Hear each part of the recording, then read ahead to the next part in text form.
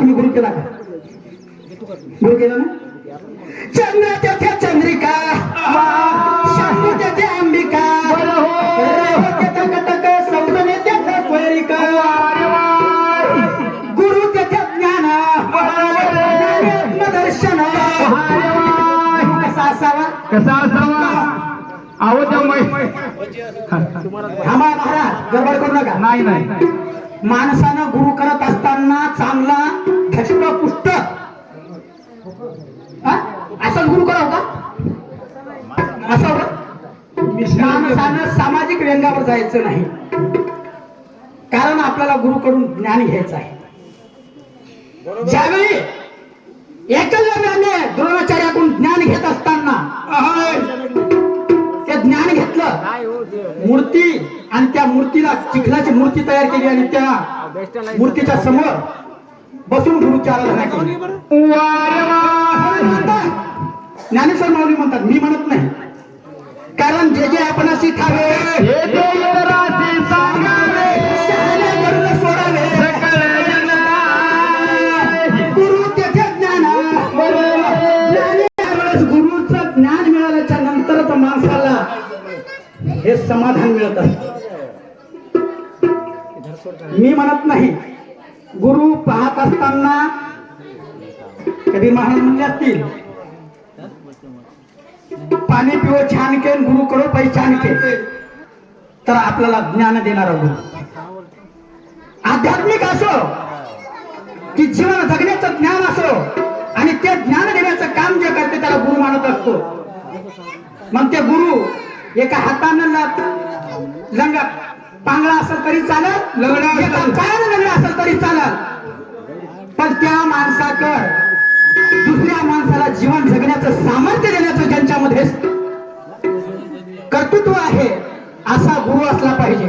महाराज काय म्हणले आताच, गुरु कसा म्हणून म्हणतात महाराज संत श्रेष्ठ ज्ञानेश्वर माऊली, कारण या मानवी देहाला, कारण आपल्याला तर ते संस्कृताचं ज्ञानच माहित नव्हतं आणि भजने म्हणत नव्हतं, तुम्ही म्हणत नव्हती ना. ज्ञानी आत्मदर्शन, दर्शन समाधान हाती जायसा, बोला विठ्ठल विठ्ठल.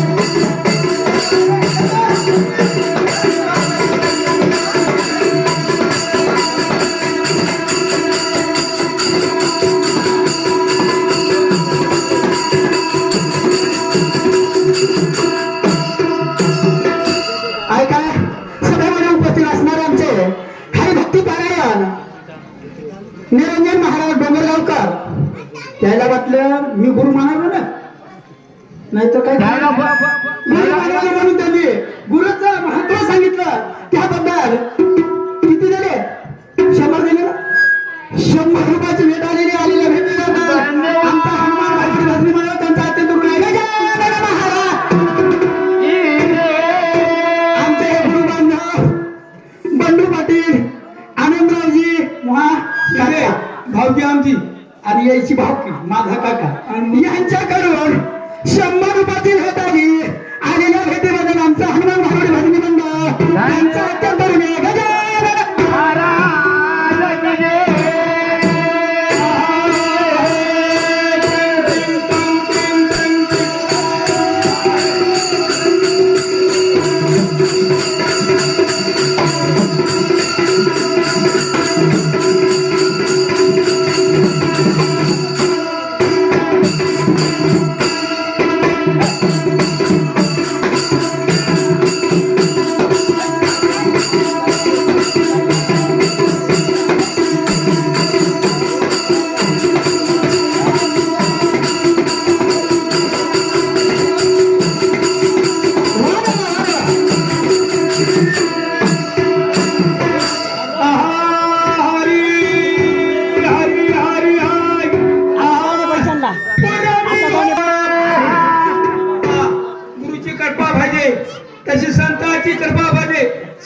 कृपा